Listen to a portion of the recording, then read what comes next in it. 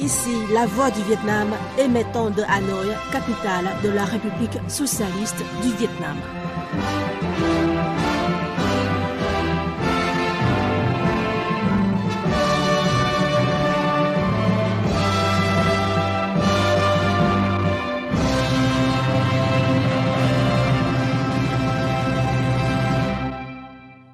Bonjour à tous, c'est une émission spéciale que nous proposons aujourd'hui. Elle marque le 80e anniversaire de la Voix du Vietnam, mais aussi de son émission en français qui nous est si chère, et à vous comme à nous et à moi personnellement. Je m'appelle Quỳnh Anh, j'ai 24 ans et je suis la cadette de l'émission. Jeune et curieuse, je veux tout savoir sur les 80 ans, l'équivalent d'une vie humaine, de notre émission préférée. Je crois que vous aussi, non? 80 ans, une voix qui traverse le temps, la voix du Vietnam en français. Tout d'abord, écoutez cette voix familière qui vous présente le courrier des auditeurs, chaque mercredi depuis une vingtaine d'années. Thanh Phương est la chef de l'émission en français, donc elle est fière de rappeler brièvement l'histoire.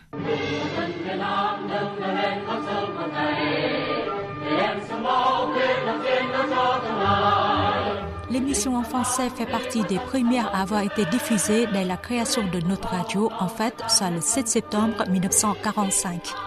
Dès les premiers jours, alors que le pays venait tout juste de proclamer l'indépendance, l'émission a permis de tenir le monde informé des débuts héroïques de la toute jeune République démocratique du Vietnam. Durant les 9 années de résistance, l'émission en français a toujours été un canal d'information efficace sur la guerre pour la juste cause du peuple vietnamien contre les colonialistes français.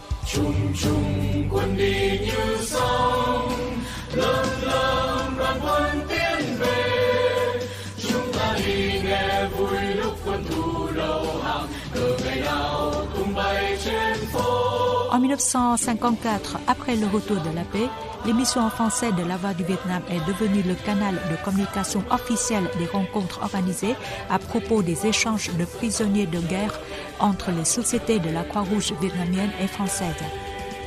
En 1975, lorsque le Sud a été libéré et le pays unifié, l'émission française a continué de tenir informés tous les amis du Vietnam des avancées du pays. Au milieu des années 1990, le service français a été l'une des premières unités à entrer dans la phase de développement de l'ère de la radio moderne et de la radio en direct. Le 3 avril 1995, un bulletin d'information en français d'une dizaine de minutes était diffusé sur FM 100 MHz, comprenant des informations et de courts reportages destinés aux francophones au Vietnam.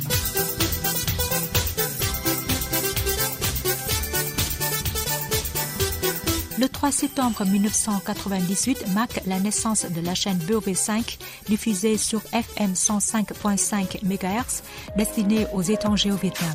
Le service français ainsi que le service anglais ont été pionniers de la diffusion en direct. Le bulletin français est diffusé désormais sur cette chaîne pour une durée pouvant aller jusqu'à 30 minutes.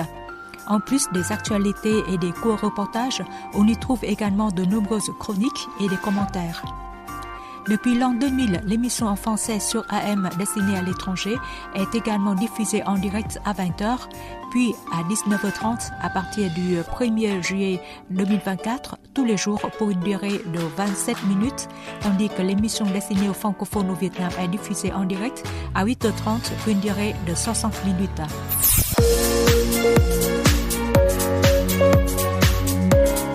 De l'expérience accumulée dans les émissions quotidiennes en direct et dans les ateliers de formation à la radio moderne à l'étranger, le service français participe avec confiance aux festivals radiophoniques nationaux dans la catégorie des émissions en direct et remporte toujours des prix. La médaille de bronze en 2000, la médaille d'or en 2002, la médaille d'or en 2010, la médaille d'argent en 2014 et la médaille d'or en 2022.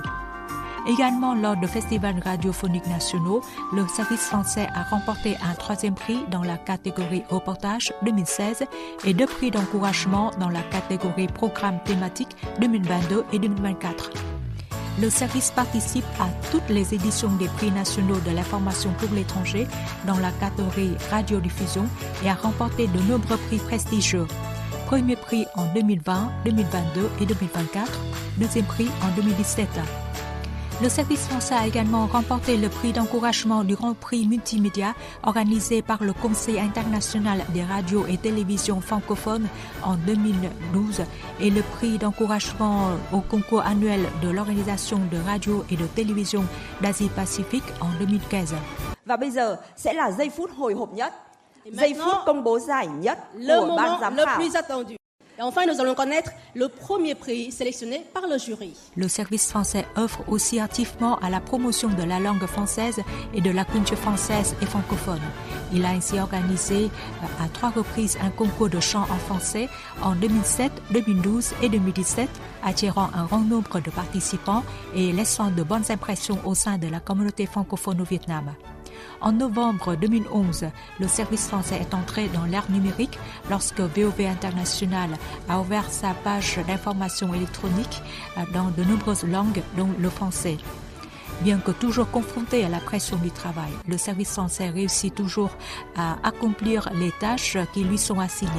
Il surmonte tous les défis et avance avec confiance vers l'avenir.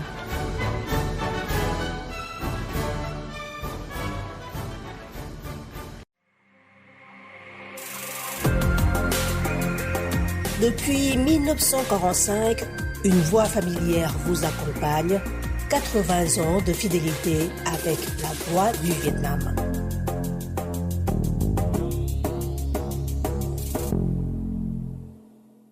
Nous sommes heureux de préparer chaque jour des émissions pour vous, chers auditeurs francophones à travers le monde. Vos retours représentent pour nous une immense source d'encouragement. Bonjour, je m'appelle Paul Jamet et je suis radio-écouteur quotidien des stations internationales francophones depuis près de 50 ans. J'écoute régulièrement La Voix du Vietnam.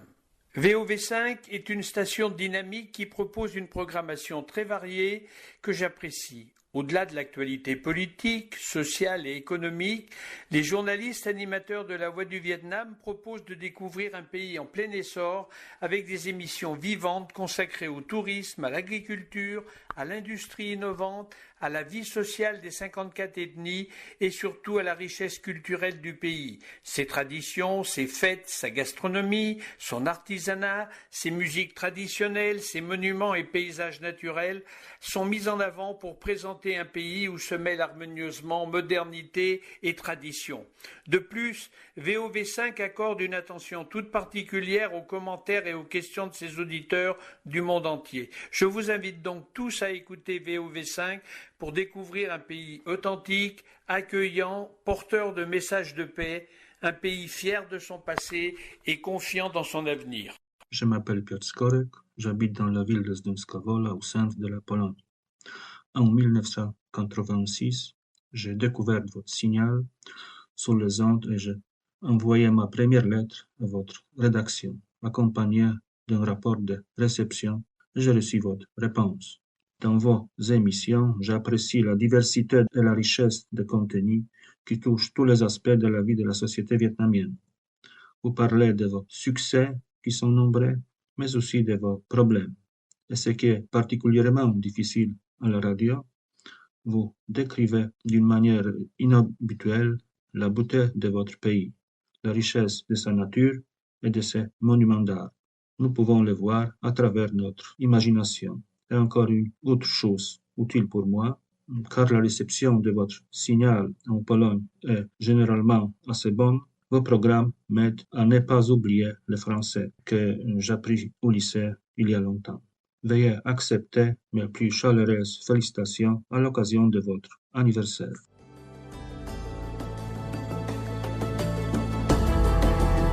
« 80 ans d'émotion, 80 ans de passion, 80 ans de radio. La Voix du Vietnam, toujours à vos côtés. »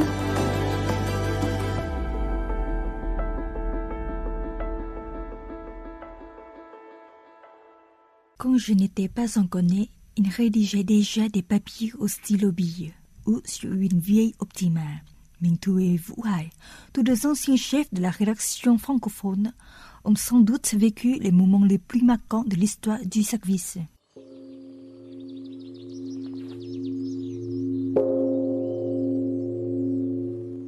Des décennies plus tard, ces vétérans de la radio francophone se sont retrouvés parmi une soixantaine d'anciens et d'actuels journalistes de VOV5, réunis pour une visite émouvante à la parole de Chum, en banlieue de Hanoï, un endroit emblématique de l'histoire vietnamienne.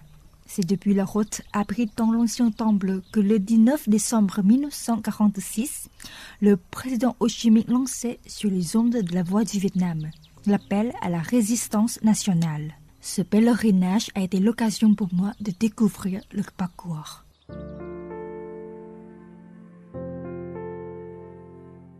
Né en 1943, Nguyen Minh Thu a fait ses études dans deux célèbres écoles françaises à Hanoï, l'institution Notre-Dame du Rosaire et le lycée Albert Sarraut. Elle est entrée à la Voix du Vietnam en 1969.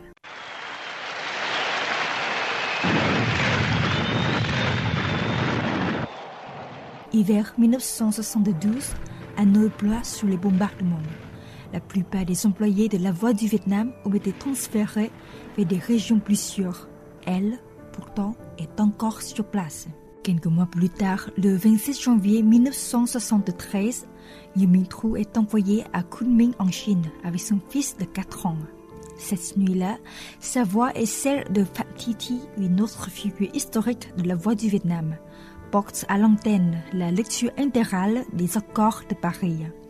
Un moment d'histoire, une promesse de paix. Le 27 janvier, on nous a réveillés pour présenter le contenu des accords de Paris.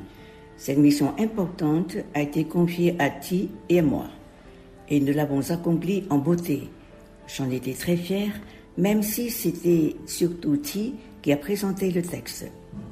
Cette nuit-là, personne n'arrivait à dormir. Tout le monde se faisait des accolades, les larmes aux yeux. On était heureux parce que la guerre était finie et la paix allait enfin être rétablie.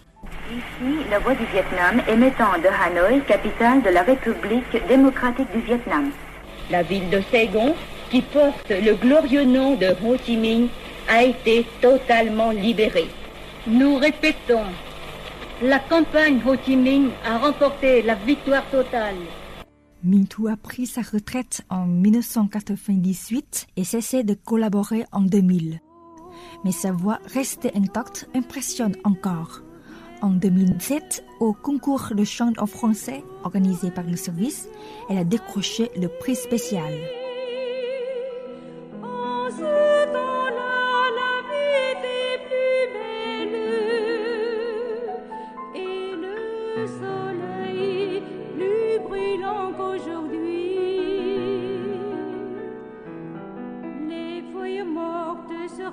À la peine, tu vois, je n'ai pas oublié. Les feuilles mortes se ramassent à la pelle, les souvenirs et les regrets aussi. Ceux qui s'aiment tout doucement.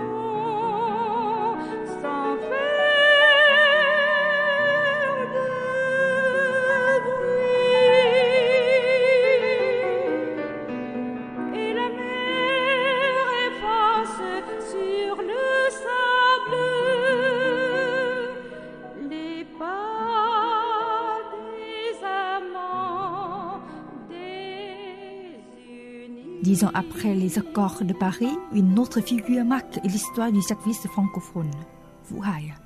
Né en 1959, discret mais incontournable, il a consacré 37 ans de carrière à VOV5. Ici, au service francophone, nous l'appelons affectueusement Messe de Hải, un surnom à la fois tendre et taquin.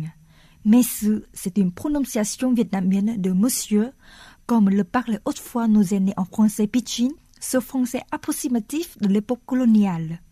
Et de Hải, c'est pour la touche noble, une blague qui évoque une ligne distinguée à la manière de Charles de Gaulle.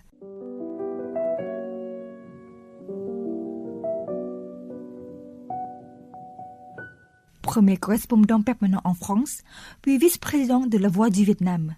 M. De Hai a vu défiler des générations et a accompagné chaque mutation technologique. Le service français disposait de 2 vieilles machines à écrire, dont une Optima, mais personne ne les utilisait. Mes prédécesseurs avaient l'habitude d'écrire avec des stylos à encre ou ceux à billes distribués tous les mois par le service administratif. Mais quand ils écrivaient mal, et c'était souvent le cas, c'était un véritable cauchemar pour les présentateurs. Il fallait donc lire attentivement avant d'aller au studio. Les jeunes rédacteurs de cette époque, qui étaient Đỗ Văn Loan, Nguyễn Bảo Tuấn et moi-même, avons donc décidé d'utiliser la machine à écrire pour faciliter la lecture. On tapait avec 2 ou 3 doigts des 2 mains, mais quand les 2 machines fonctionnaient en même temps, le son des claviers donnait un effet d'inverse. C'était pro. De la machine à écrire aux premiers ordinateurs, les studios surchauffaient au rang de conférences internationales à Paris et la porte haut la voix du Vietnam à l'étranger. Le 6 février 1999, Vu Hai est envoyé en France 10 jours avant le Tết. Il découvre une maison vide à Villeneuve-la-Garenne. Les débuts ne sont jamais faciles. Nous avions un visa de 3 mois seulement, juste le temps pour accomplir toutes les formalités en vue d'obtenir la carte de séjour. Situé à Villeneuve-la-Garenne, une commune rattachée au département des Hauts-de-Seine, dans le nord de Paris, ce pavillon se trouve assez loin du centre de la capitale. Et nous n'avions pas de véhicule privé et la station de tramway n'avait pas encore vu le jour. Pour aller au centre de Paris, nous n'avions pas d'autre choix que de marcher, à pied, vers la station de bus, attendre le bus qui allait nous amener à la station RERD. Mais on devait toujours avoir en tête que le bus s'arrêtait à 21h.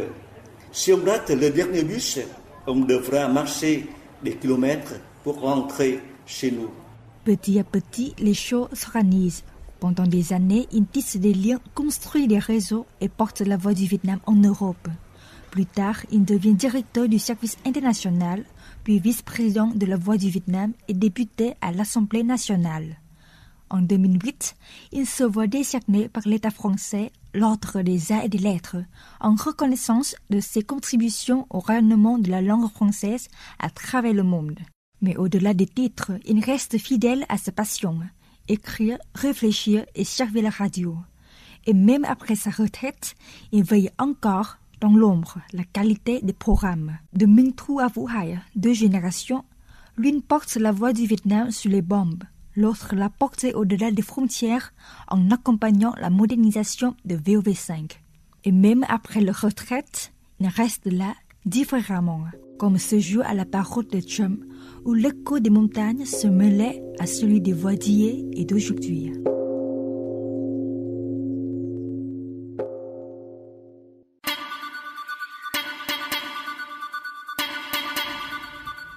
« 80 ans de francophonie, 80 ans de dialogue avec le monde. Ici, la voix du Vietnam en français.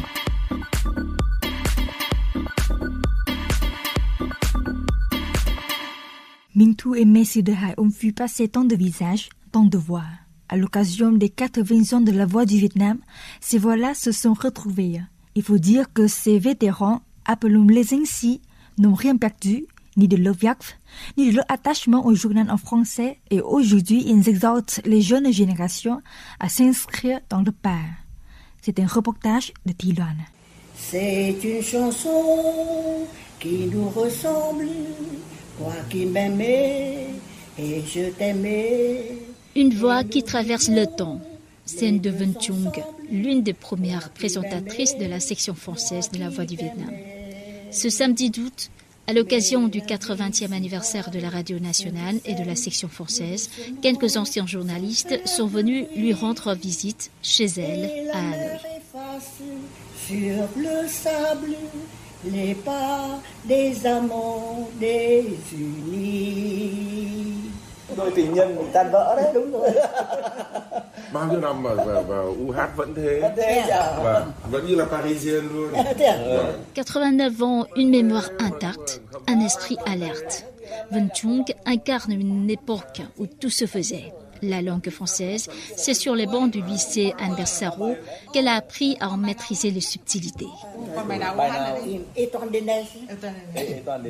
Ces dernières années, Mme Vân Chung n'a plus la possibilité de participer aux rencontres commémoratives organisées par VOV et VV5 parce que ses jambes se sont affaiblies. C'est donc nous qui allons à sa rencontre. Ces visites sont l'occasion de raviver nos souvenirs, d'évoquer les collègues disparus, de retrouver l'atmosphère chaleureuse et conviviale d'autrefois, de rire ensemble comme avant et de ressentir que nos années de jeunesse à la radio avaient en vérité une valeur profonde. Ce témoignage émouvant est celui de Doan Thi Chung, ancienne chef de la section française et ancienne directrice de VOV International. Vân Chung a été sa supérieure dans les années 1980-1990. Nous n'avons pas d'argent pour nous marier dès ce printemps. En écoutant Mme Vân Chung parler et chanter en français, il est difficile d'imaginer qu'elle ait déjà 89 ans. Elle garde une étonnante vivacité d'esprit et une mémoire intacte. Sa présence m'a replongé dans le souvenir de nos années de travail commun. À l'époque, le service ne disposait que de 2 machines à écrire, réservées aux plus jeunes, tandis que Mme Chung et ses collègues traduisaient et rédigeaient à la main les bulletins d'information. Je garde encore l'image familière d'elle, assise, une jambe repliée sur la chaise, éventail de bambou dans une main et stylo dans l'autre, écrivait avec aisance. Elle n'ouvrait presque jamais le dictionnaire, sauf pour débattre du sens précis d'un mot avec ses collègues.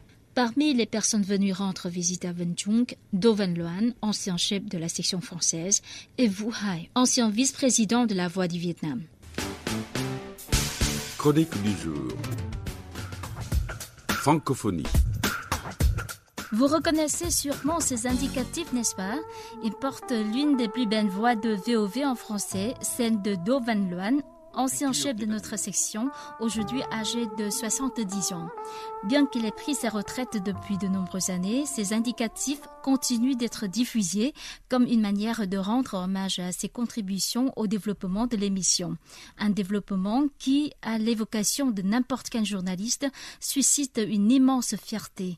Doan Thi Chung et Vu Hai se replongent dans les années 1990 et 2000. Au cours de mes 32 années à VOV International, j'ai passé près de 20 ans à la section française, témoin de son essor et de ses grandes transformations. C'est à cette période que le service français a franchi une étape décisive, entrant dans l'ère de la radiodiffusion moderne et de la diffusion en direct.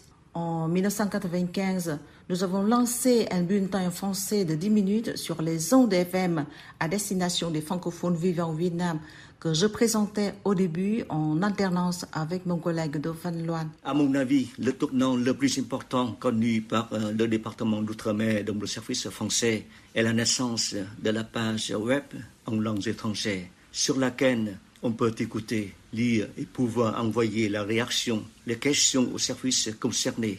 Auparavant, les auditeurs de la Voix du Vietnam ne pouvaient écouter les émissions que sur les ondes courtes, moyennes ou FM. Mais maintenant, avec la naissance de cette page, les auditeurs de tous les coins du monde peuvent écouter sur Internet toutes les émissions en langue étrangère de la Voix du Vietnam. L'interaction entre la réaction et les auditeurs et les lecteurs est renforcée. Et maintenant, sans plus attendre, le journal avec Bảo Tuấn et Thu Hằng. Bonjour à toutes et à tous. Voici maintenant les titres de cette édition. Le Vietnam est un membre responsable de l'Organisation internationale de la francophonie. Parmi les voix marquantes du bulletin français, celle de Nguyen Bảo Tuấn qui a résonné sur les ondes entre 1984 et 1997 avant une reconversion réussie dans le tourisme. Je n'ai jamais parlé de la Voix du Vietnam aux touristes, mais une fois, j'ai pris le micro pour parler du programme du jour devant une quarantaine de touristes français. Et puis à la fin, il y en a un qui s'est levé et m'a dit « Monsieur le guide, j'ai l'impression d'écouter PPDA présenter le journal du soir. Je lui ai répondu, merci monsieur, j'ai effectivement travaillé comme présentateur de La Voix du Vietnam. Le cycle PPDA mentionné par Nguyen Bao Tuan fait référence à Patrick Poivre d'Arvor, célèbre journaliste et présentateur français, notamment reconnu pour avoir animé durant de nombreuses années le journal télévisé sur TF1. L'amour de la radio n'a jamais quitté M. Tuan. C'est à un point vrai qu'en 2013, il est revenu comme collaborateur. Si les premiers pionniers ont écrit les premières pages, aujourd'hui, de jeunes journalistes reprennent le flambeau. Une équipe dynamique et des collaborateurs venus d'horizons différents, comme Ngo Kur Khanh, professeur de français à l'université de Hanoï. Ce qui me motive vraiment, c'est ma passion pour le français et le journalisme. Ça me permet de continuer à m'améliorer en traduction et de travailler mon articulation quand je présente. Ce que j'apprécie le plus ici, c'est la flexibilité de l'équipe et l'efficacité des rédactrices. Elles arrivent toujours à tout gérer dans la journée et c'est impressionnant. Et voici maintenant Nguyen Thuy Linh, 5 ans de métier et des rêves pour l'avenir. Dans 10 ans, j'aimerais que la section française soit un vrai carrefour culturel numérique, toujours fidèle à sa mission d'informatique, mais avec une présence forte sur toutes les plateformes digitales. Une équipe jeune et dynamique, ouverte sur le monde, qui non seulement informe mais aussi dialogue en permanence avec les auditeurs. Je voudrais que notre section continue à être la voix du Vietnam francophone, mais avec un ton plus moderne, inclusif et innovant, capable d'accompagner les évolutions rapides de la société vietnamienne et de la francophonie. 80 ans d'histoire, La Voix du Vietnam en français, une histoire d'hier qui continue de s'écrire aujourd'hui et demain.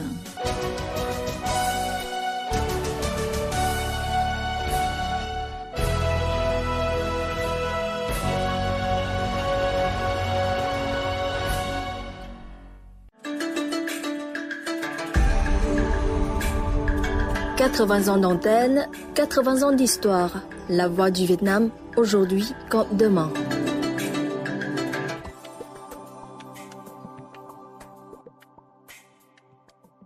Le service français n'a pas produit que des émissions et des émotions. 3 de ses anciens, Vũ Hải, Đoàn Thị Trung et Phó Cẩm Hoa, se sont succédés au poste le plus important de VOV5, la station internationale de la Voix du Vietnam. L'émission en français leur a sans doute donné des ailes. Phó Cẩm Hoa, qui est l'actuelle directrice de VOV5, continue de nous suivre de près. Elle a toujours beaucoup d'idées pour améliorer notre émission et plus généralement des émissions internationales de la Voix du Vietnam. Une véritable vision d'avenir. Dans ce monde numérique, il faut, pour développer notre radio en général et notre station VOV5 en particulier, suivre de près les évolutions numériques dans le monde. Cela veut dire que la radio traditionnelle, bien sûr, on va continuer de diffuser des émissions radiophoniques traditionnelles sur les ondes courtes, les ondes moyennes destinées à l'étranger et sur les ondes FM destinées aux étrangers et aux étudiants au Vietnam. Mais en même temps, il faut développer, je pense, notre station dans d'autres plateformes. Cela veut dire qu'il faut développer la page web à l'adresse vov5.vn ou encore vovworld.vn et en même temps développer nos émissions sur les applications comme YouTube, TikTok, WordPress, Spotify et podcast. Mais outre les podcasts et les pages web, il faut dire qu'une autre tendance très importante et très en vogue actuellement dans le monde et au Vietnam, ça commence à débuter aussi, c'est l'application de l'intelligence artificielle dans la radio en général et très importante, surtout dans le contexte du manque de personnel dans les émissions de notre station. Mais comment utiliser, c'est une autre question, car si on abuse l'intelligence artificielle dans quelques années, nous ne pourrons pas avoir de bons reporters. Actuellement, pour l'émission française en particulier, je pense qu'il faut développer en harmonie la formation du personnel et l'utilisation de la technologie. Actuellement, on fait une campagne de sondage auprès des auditeurs pour les 3 plus importantes émissions françaises, anglaises et vietnamiennes. Et après cet épisode de sondage, on va améliorer nos émissions suivant les demandes des auditeurs. En parallèle, c'est la formation du personnel de l'émission. Et la formation surtout pour non seulement le volet journalistique, mais aussi le volet linguistique et aussi le volet technologique. 80 ans de fidélité. Merci d'écouter La Voix du Vietnam.